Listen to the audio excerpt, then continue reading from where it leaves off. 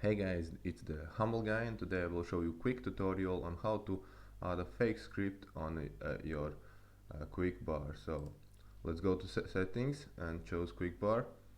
So there is some scripts for me. Pretty much I'm gonna just edit one so you can understand how it is. So pretty much this one is something you copy in your forums or somewhere else. And okay, let's go back to the quick bar. So what you want to do, you want to add new link, paste the script, so pretty much with all the villages and everything, and entry name, usually I just make a player's name. In this time I can just write it tutorial. Also you can have some kind of image over here if you want. So what is this button? Oh yeah, there we go. So fake.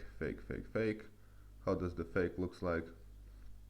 I can just pretty much make one RAM and hover text. Oh, you don't need this one, and then just go ahead and press save.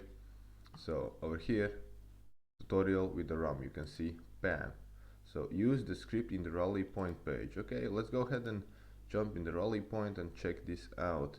So I can just click it, so it automatically inserts one scout and one ram. So you can just press attack, and now this guy will be faked.